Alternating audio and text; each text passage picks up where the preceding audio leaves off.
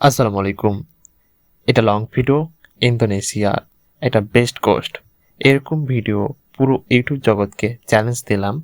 এর চেয়ে ভালো কোর্স আপনারা বানাতে হয়তো পারবেন না।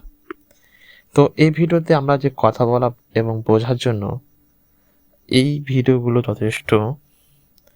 তাছাড়া আপনাদেরকে প্র্যাকটিস করতে হবে, প্র্যাকটিস ছাড়া কখনো সম্ভব নয়। আর এটাই হবে বেস্ট কোর্স।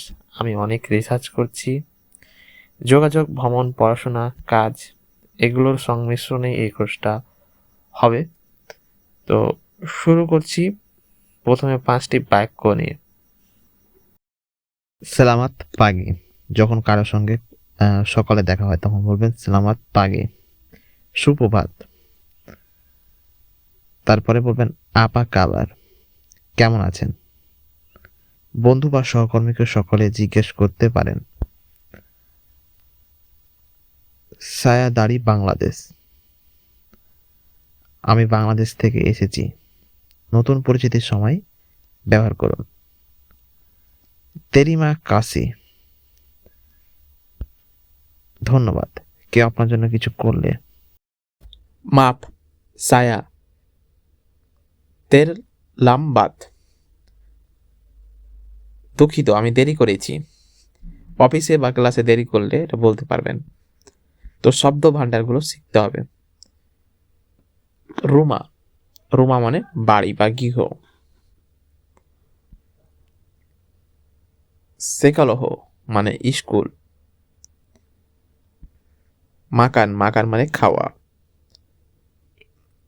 মিনুম, মিনুম মানে পান করা। তেমান, তেমান মানে বন্ধু।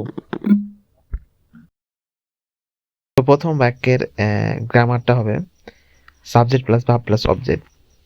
যেমন সায়া মাকান নাসি, আমি ভাত খাই।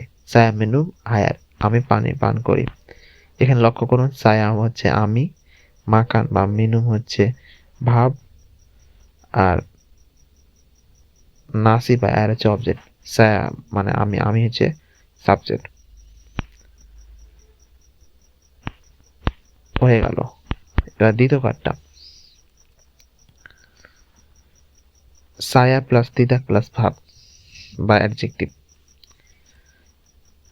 তো আপনারা চিনেন কোনটা ভাব কোনটা অ্যাডজেক্টিভ।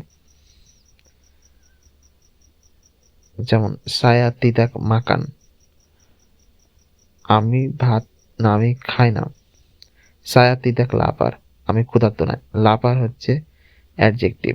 খেয়াল করুন তিতুক কখনো বাক্যের শেষে আসে না, সবসময় ভাব বা অ্যাডজেক্টিভের ঠিক আগে আসে। বাংলায় বলি আমি খাই না, সায়া তিদাক মাকান।